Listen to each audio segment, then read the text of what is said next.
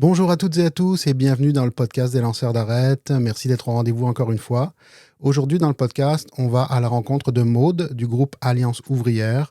Vous avez peut-être entendu parler d'eux dernièrement à cause de la polémique qu'ils ont créée avec une guillotine dans une manifestation.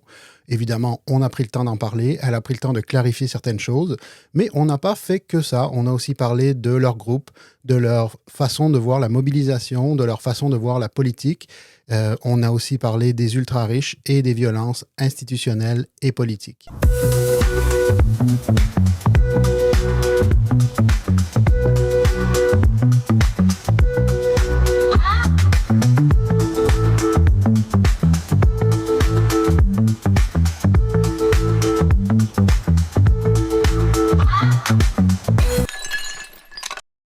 Bonjour Maud et merci de participer au podcast des lanceurs d'arêtes. Merci de me recevoir ici. C'est quoi le lieu où on est aujourd'hui? En fait, c'est le local de Archives révolutionnaires. C'est des camarades à nous là, de Alliance ouvrière. Donc, ils ont accepté avec grand plaisir qu'on s'installe ici pour le podcast. Merci à eux. Puis justement, tu viens de nommer que tu fais partie d'Alliance ouvrière. Alors, c'est quoi Alliance ouvrière? C'est une organisation de travailleurs syndiqués et non syndiqués. Il y a même des chômeurs, en fait, qui font partie de ce collectif-là. Essentiellement, Alliance ouvrière, notre objectif premier, c'est de constituer, en fait, la classe ouvrière en force politique. Et le préalable à ça, en fait, c'est d'organiser solidement les milieux de travail. Puis pour ça, on met en place, en fait, plusieurs caucus. On a des caucus de l'hôtellerie, des caucus de la construction, des caucus du secteur public. Et à l'intérieur des caucus, en fait, on travaille à organiser les travailleurs pour qu'ils puissent éventuellement être en mesure de lutter solidement et puis faire la grève politique. Puis je trouve ça important de distinguer en fait qu'est-ce que c'est la grève politique de la grève économique, parce que les gens connaissent très bien c'est quoi la grève économique. C'est le moyen qui est enchâssé dans le Code du travail. À l'intérieur des négociations collectives, on est en mesure de faire la grève dans un moment donné quand on négocie notre convention collective. Puis la grève économique, en fait, c'est faire un arrêt de travail pour revendiquer des meilleures conditions de travail à notre employeur. La grève politique, c'est aussi faire un arrêt de travail à l'intérieur de notre milieu de travail, mais pour revendiquer des conditions de vie ou des politiques sociales qui pourraient être plus favorables à une classe sociale, dont la classe sociale, pour nous, c'est la classe ouvrière. Et puis, c'est le seul moyen, en fait, que la classe ouvrière a pour être capable et en mesure d'avoir des meilleures conditions de vie, meilleures conditions de travail. Fait que l'objectif qu'on a à Alliance ouvrière, c'est de consolider un peu les forces mobilisatrices des travailleurs puis pour être en mesure de faire cette grève politique-là, puis être en mesure de revendiquer des meilleures conditions de travail et des meilleures conditions de vie. Vous avez un peu l'âme d'un parti politique, mais les armes d'un syndicat, si on veut. Puis on mélangerait tout ça avec un groupe communautaire. Je ne veux pas vous mettre des étiquettes, mais c'est parce que j'essaye de comprendre jusqu'à quel point vous vous alliez aux syndicats plus traditionnels dans les milieux de travail. Comment ça se passe? Comment vous vous implantez? Vos caucus, comment ça se crée? Nous, ce qu'on revendique, en fait, c'est de faire la lutte des classes sociales. Actuellement, ce qu'on constate avec les grandes centrales syndicales, c'est qu'ils sont davantage dans une perspective de dialogue social, de collaboration. Puis la prétention qu'on a, en fait, c'est que pour être capable de faire des grands gains, puis historiquement, tous les travailleurs, les grands gains qu'ils ont obtenus, c'est en générant des rapports de force importants, en générant des actions perturbatrices, qu'ils ont obtenu des gains significatifs. Donc, notre prétention à nous, c'est qu'il faut construire un rapport de force important avec la classe dominante. La classe dominante, c'est les oligarques, c'est les gouvernements, c'est la classe capitaliste. Donc, actuellement, les centrales, ils génèrent pas cette mobilisation-là chez les travailleurs. Ils ont davantage une orientation de dialogue et de campagne de communication plus vaste que d'organisation vraiment solide terrain pour que les travailleurs s'organisent. Donc, nous, on veut juste implanter un peu cette culture-là au sein des syndicats déjà en place parce que les gens ont l'habitude de fonctionner à l'intérieur des lois, à l'intérieur du Code du travail. Puis le Code du travail, c'est essentiellement un modèle juridique qui est là pour assurer la paix sociale, en fait. Donc, ce modèle-là permet pas de créer un rapport de force puis de faire des grands gains pour la classe ouvrière. Donc, j'ai l'impression que vous faites partie du même spectre que nous, les syndicats, je m'inclus là-dedans, en étant une partie un petit peu plus action, terrain, perturbation.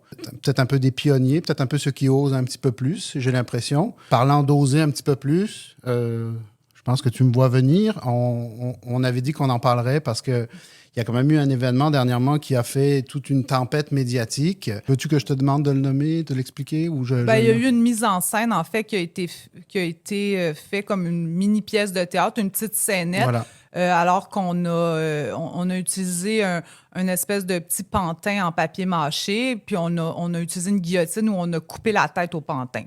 Voilà. Donc, essentiellement, c'est ça qui s'est passé.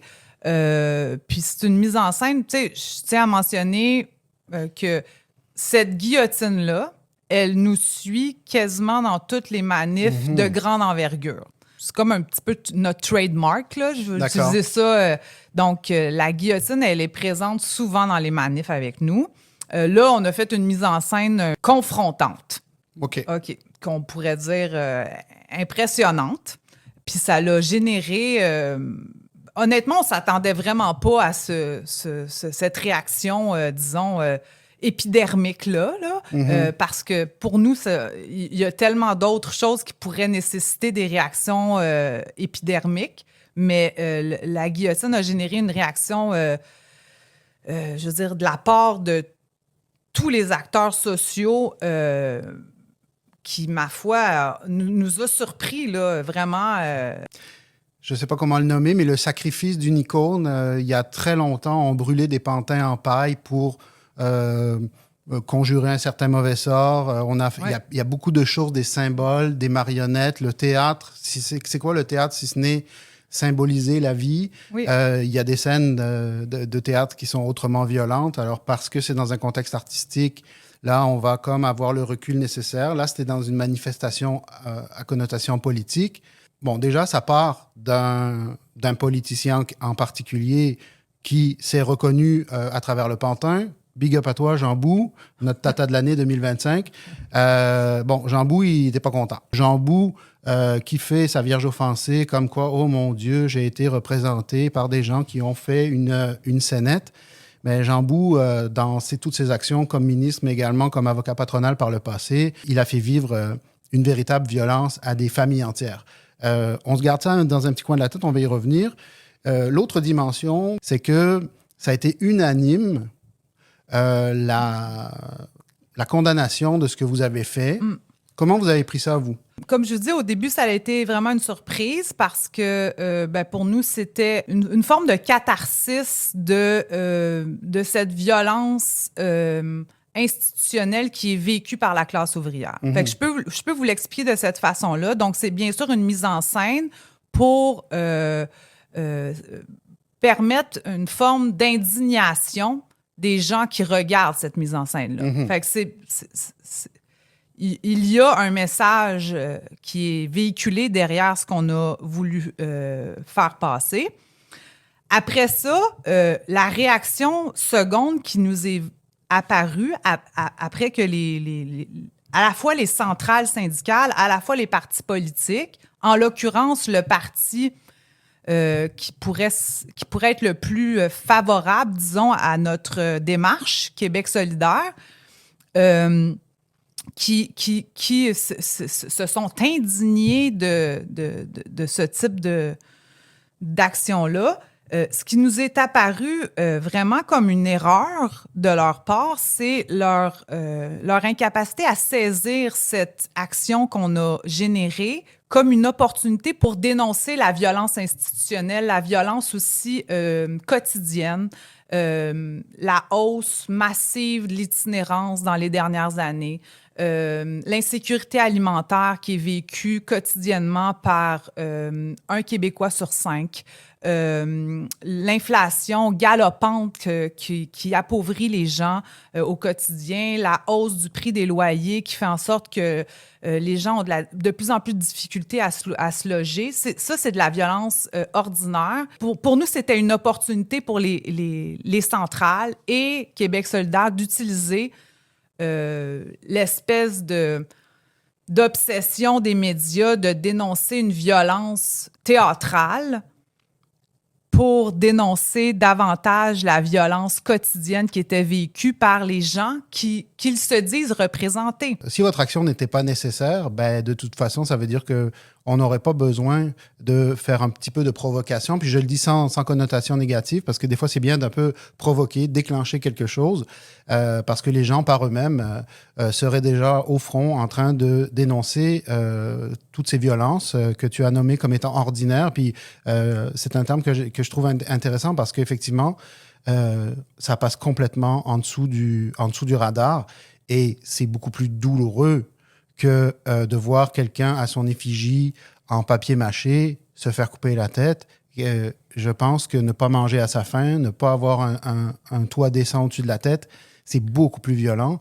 Et le gouvernement actuel et plusieurs des précédents également, je les dénonce souvent comme étant les valets du 1%.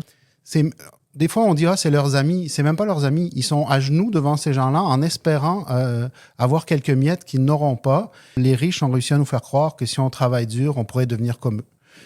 Mais non. Mais non. Ça me fait penser à la blague que j'aime beaucoup, là, qui est... c'est un chef d'entreprise qui arrive devant son usine avec une superbe Lamborghini. Tu connais peut-être la blague. Il arrive avec une superbe Lamborghini devant son usine et il y a un de ses employés qui dit « Oh, mais patron, votre Lamborghini, elle est vraiment magnifique. » Puis le patron la regarde et dit « Tu vois cette Lamborghini? Mais si tu travailles fort, si tu travailles très, très, très fort, ben, l'année prochaine, je vais pouvoir m'en acheter une autre. » Exactement. C'est exactement ça. Exactement. Puis ça illustre à quel point les gens sont dans ce système-là. Tout ce qui est la servitude volontaire dont je parle beaucoup, un thème qui m'est très cher. Et c'est plate parce que c'est à cause de ça que beaucoup de gens adhèrent à cette espèce de rhétorique-là, ce narratif-là. Et tous les gens qui ont dénoncé, qui ont dit « Oh, mais c'est violent, c'est ci, c'est ça », n'ont pas pris le pas de recul. Et je peux comprendre votre déception parce que si on dénonce pour ne pas avoir l'air d'eux, ben là, on joue des règles du jeu qui ne sont plus les nôtres. On accepte les règles du jeu des valets du 1%, comme j'aime à les nommer. Et ben, c'est vrai que là, le rapport de force dont vous parlez n'est pas du tout présent. On se ramasse à s'écraser de la même manière que les autres pour ne pas avoir l'air d'eux. On s'est focusé sur le narratif des médias. Oh, les médias trouvent que c'est violent. Oh, je dois réagir. Il faut que je paraisse bien parce que les élections arrivent bientôt. Pouf, la non-violence. On peut amener la notion de non-violence, mais peut-être après, en ayant utilisé, comme tu disais, la plateforme que vous leur mettiez pour dénoncer toute la violence institutionnelle. La violence économique, la violence, toutes les choses que tu as nommées, c'est une violence qui est concrète, qui fait mal.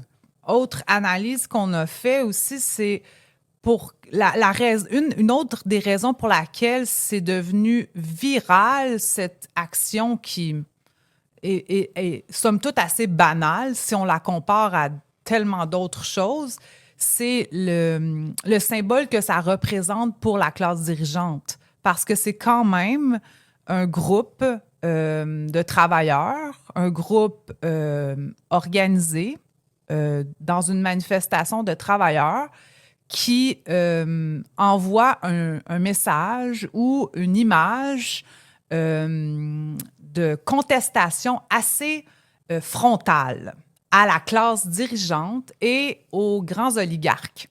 Toute l'espèce d'obsession de nous accuser d'une telle violence, c'est vraiment pour nous faire taire par rapport à l'inquiétude et l'anxiété que ça a généré chez les oligarques et chez la classe dirigeante. Nous, on pense que c'est plus associé à ça. Je vais te dire que j'aimerais que ce soit ça parce que ça donnera encore plus de poids à ce que vous avez fait.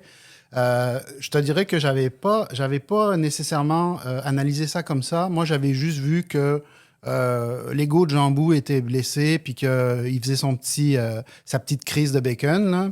Mais si effectivement le symbole qu'il porte plainte, parce qu'il faut quand même le rappeler, il a déposé une plainte contre vous, là. Vous le savez, les gens qui écoutent le podcast, je me suis souvent payé Jean-François Roberge. Ça veut dire qu'il va porter plainte contre moi parce que j'ai dit du mal de lui. Mais c'est très antidémocratique de porter plainte contre une organisation qui fait une mise en scène contestataire. Puis je le répète, puis j'aime à le répéter parce que c'est quand même important. Jean Bou, avant d'être ministre du Travail, il a été avocat patronal. Jean Bou a contribué à mettre à la porte des centaines de travailleurs juste à Olimel-Vallée-Jonction. Ce gars-là, il a fait plus de mal que ce que vous lui avez fait, mais de loin, là. Puis je parle juste de cet événement-là, mais je comprends que vous, elle est beaucoup plus vaste, la symbolique. Et ce gouvernement à tous les étages. Je viens de nommer Jean-François Roberge. Jean-François Roberge, avec son copain Bernard Drainville, que j'adore, qui sont en liste pour le Tata de l'année 2026. Là. C'est quand même important de se rappeler qu'ils ont foutu à la porte des centaines de femmes à cause de leur religion, à cause de leurs origines. Ça, c'est pas violent? Ils ont fermé un programme aussi d'immigration qui est quand même très important pour la pérennité à la fois des travailleurs québécois, puis pour le projet d'immigration de plein de citoyens là, qui sont ici au Québec. Là. Moi, absolument, je veux dire, le PEC, c'est quand même... C'est dramatique, les trajectoires qu'ils ont mis en péril. Là. En fait, avec Jean-François Roberge, c'est vraiment terrible. Là. Jean-François Roberge, c'est quelqu'un de violent. Parce qu'il a commis des gestes autrement plus violents. Jean Bou, ministre des Patrons, parce qu'évidemment, il n'est pas ministre du Travail, qui fait sa vierge offensée devant votre action. Jean Bou n'a pas dit le moindre mot quand Blaise Renault a fermé sa succursale de Place Laurier pour punir ses employés. Vous savez à quel point je suis attaché à ce groupe-là et à cette question-là. Après 16 mois de grève. Voilà.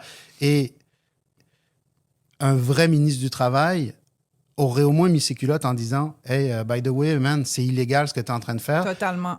Aujourd'hui, la journée où on enregistre, Fraise Renault, comme j'aime à l'appeler, était devant les tribunaux.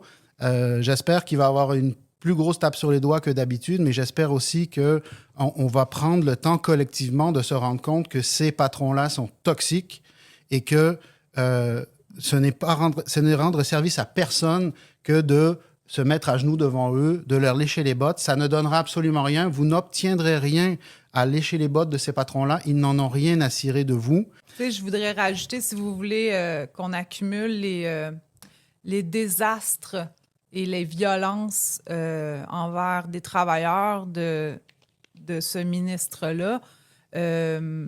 Il y a eu un oligarque qui est venu ici s'installer, qui s'appelle Amazon.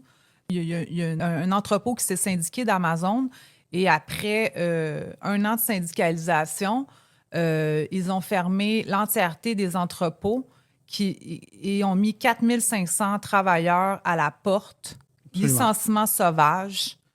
Et ce ministre du Travail-là n'a jamais rien fait pour les travailleurs, n'a pas fait de comité de reclassement, n'a rien fait. Puis, il y a toujours un lock-out aussi avec Béton Provincial. Vous avez fait un podcast là-dessus. Absolument. Il laisse traîner ce lock-out-là des 45 travailleurs qui sont depuis presque 2 ans en lock-out avec un autre employeur qui est totalement méprisant, violent envers ces travailleurs-là. On vient de vous énumérer une petite partie de ce que ces gens-là ont fait à des humains. Mettez ça dans la balance avec couper la tête d'une figurine en papier mâché.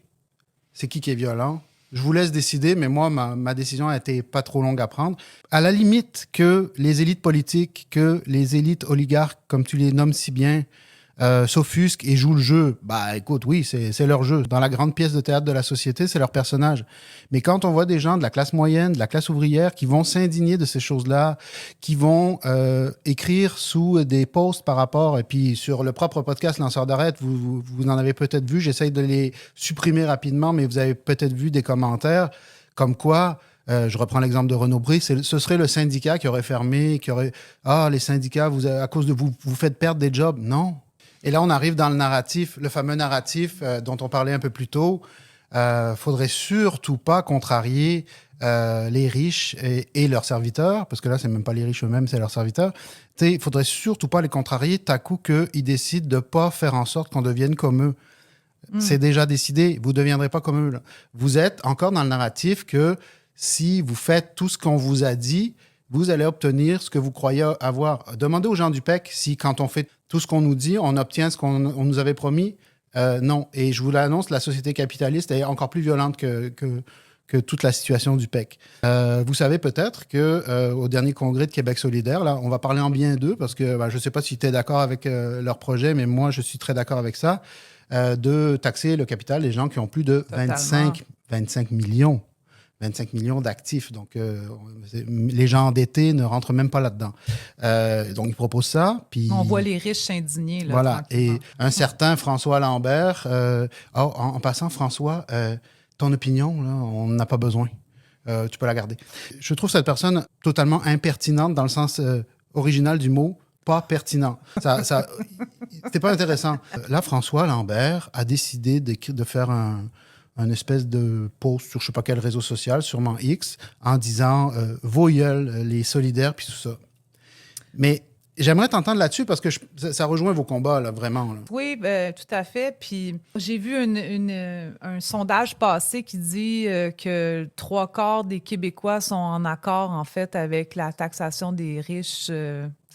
Ça va sur le sens, là. Je veux dire, dans un contexte où 80% de la population gagne 100 000 $ et moins et vit l'inflation comme une oppression quotidienne. Là. François Lambert, il ne vit pas ça, là, cette oppression-là. Mais ce que j'ai trouvé intéressant comme réponse à ce genre de personnes, là, c'est la réponse de Julia Posca, qui a fait une longue allocution, en fait, sur... toi, Françooi, tu as été à l'école publique ou peut-être privée, tu sais, qui est subventionnée par le gouvernement québécois, que l'entièreté des Québécois payent. Toi, François, quand tu es malade, tu vas à l'hôpital, puis c'est les Québécois qui payent pour ça. Toi, François, tu roules sur les routes. Tu sais, elle a fait un peu état de comment il a construit sa richesse et que c'est... En fait, c'est qu'on nous vend l'idée que leur richesse s'est construite de rien, tu sais, ou c'est eux-mêmes qui, à la sueur de leur front, ont construit leur propre richesse. Mais leur richesse se construit à partir de la force de travail de l'entièreté de la classe ouvrière et à partir des opportunités que leur offre la société. Absolument. Alors, c'est complètement en relation avec l'environnement dans lequel ils fonctionnent. Alors, si vous faites un montant d'argent supérieur à ce que la dignité de la vie vous permet de vivre, là, mais vous devez redonner. T'sais, actuellement, je veux dire, un Québécois sur 5 vit de l'insécurité alimentaire. Tu es au Québec, tu vas redonner de l'argent que tu n'as pas besoin. De toute façon, tu es millionnaire.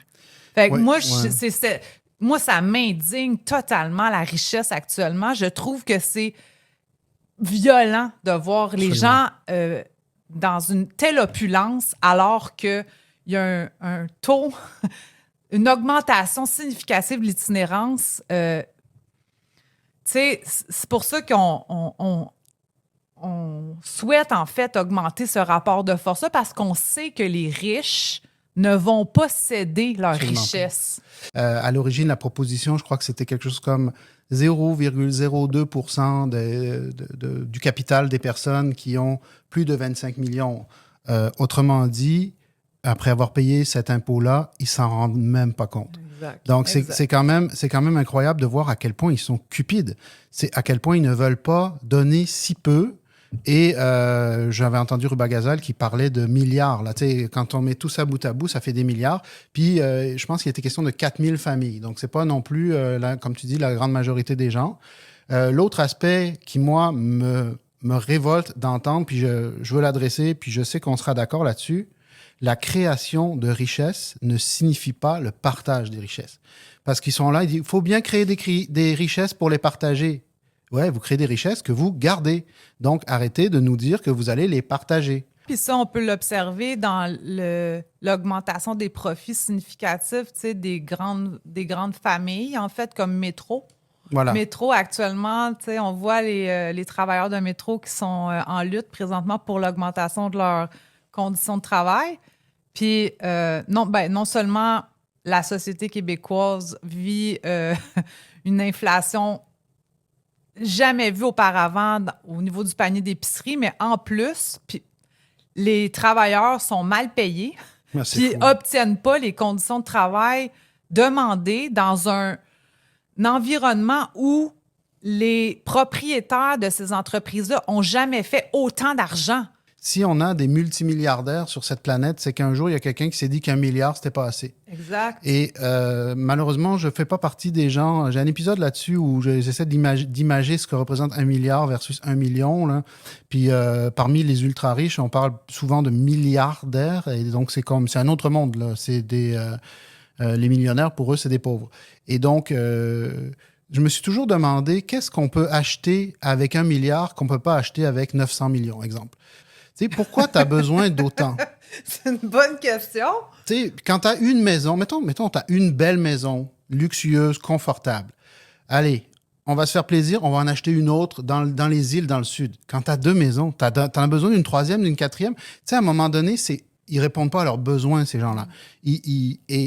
Moi, c'est là que un peu comme toi, que le bas blesse. C'est comme, il y a des gens qui n'ont pas de toit sur la tête. Toi, tu as 3 maisons. Puis on s'entend, c'est pas des petites cabanes. Là. C'est comme, à un moment donné, là, les gens, j'aimerais qu'on se réveille. C'est ces gens-là que vous pensez qu'à un moment donné, ils vont partager leur richesse. Allô? Ça n'arrivera pas. Il vous suffit de regarder n'importe quelle publication dans laquelle vous dénoncez ce qu'on dénonce ce soir. Puis je vous le dis tout de suite, en dessous des publications de ce podcast, il va y en avoir plein. Soyez rapides parce que moi, je suis rapide aussi pour vous bloquer. Mais les gens sont vraiment dans ce narratif-là de servitude volontaire, il ne faut pas contrarier ces gens-là. Tu sais, la phrase de la Boétie que je répète souvent à ce micro, soyez résolus à ne plus servir et vous voilà libre. Ben déjà, commençons à déjà vouloir cesser de servir. Est-ce que c'est à la façon d'Alliance ouvrière qui est dans la mobilisation concrète sur le terrain? Est-ce que c'est, un petit peu plus soft, comme les partis politiques ou les centrales syndicales, un peu plus soft, mais déjà, commencez à militer au niveau que vous voulez. Mais cette minute-là, puis je l'ai vécu, puis j'en ai parlé dans le podcast, dans l'épisode concernant le burn-out militant. Moi, c'est ça qui m'a sauvé du burn-out militant, c'est de comprendre que la petite action que je fais aujourd'hui, c'est déjà un pas vers la liberté. Et je te dirais, Maud, que j'ai pas mal fait le tour des sujets que je voulais aborder avec toi. Puis, évidemment, je vais te laisser la parole pour la fin. Est-ce qu'il y a quelque chose qu'on n'a pas encore dit, que tu aimerais qu'on précise? Ben, essentiellement, peut-être que je pourrais informer les auditeurs que nous, comme on est constitué par chapitre, on a un chapitre à Montréal, il y a un chapitre à Québec, puis il y a plusieurs chapitres aussi dans le Canada. Le chapitre de Montréal, actuellement, on a une assemblée par mois. Donc, l'assemblée se situe à chaque dernier dimanche du mois. Les gens sont bienvenus s'ils veulent participer à l'assemblée pour voir comment on travaille ensemble, puis s'ils veulent éventuellement joindre un caucus, le caucus qui fait partie de leur secteur d'activité, pour se former un peu plus à l'organisation de leur milieu de travail. Ils sont bienvenus. Ils peuvent venir à l'Assemblée, suivre notre page Facebook. On annonce toujours où a lieu l'Assemblée. Je vais mettre vos liens sur la page. Oui, exact. Le site web de Lanceurs d'Arrêt. Vous allez avoir les liens vers vos médias sociaux. Puis je trouve ça vraiment intéressant, la manière dont tu l'amènes. C'est-à-dire, vous êtes bienvenus, venez voir comment ça se passe. Exactement le discours que moi je tiens par rapport aux personnes immigrantes. Vous ne connaissez pas, allez voir. Vous êtes intéressé par ce type de mobilisation, cette façon de faire de la mobilisation. Vous y allez, vous écoutez. Si ça ne vous convient pas, ben, vous allez vous impliquer ailleurs. Mais si ça vous convient, vous allez peut-être trouver justement le premier pas pour cesser de servir et d'être dans la mouvance qui veut faire changer les choses et peut-être même à l'avant-garde de certaines luttes à certains niveaux. Merci beaucoup pour l'invitation. Oui, ben écoute, c'est moi qui te remercie vraiment pour ta générosité. Je pense qu'il faut quand même se rappeler que vous êtes un collectif, vous êtes des gens qui sont là pour améliorer la vie de vos concitoyens, des êtres humains. Puis ça, qu'on soit d'accord avec vos moyens ou pas, on ne peut pas ne pas louer cet altruisme-là. Donc, je te remercie vraiment infiniment d'avoir participé au podcast. Et puis, j'espère avoir pu te donner l'espace nécessaire pour clarifier certaines choses. Et, totalement, c'était très agréable. Merci beaucoup. Voilà, merci d'avoir pris le temps d'écouter cet épisode. Je remercie encore chaleureusement Maude pour sa disponibilité, ainsi que les Archives révolutionnaires de nous avoir prêté leur local. Et puis, j'espère que vous avez été capable de vous faire votre propre opinion sur la situation et également sur ce groupe et leur façon de faire. Quant à moi, je vous dis à la prochaine. Lanceur d'arrêt, c'est un rendez-vous. Abonnez-vous!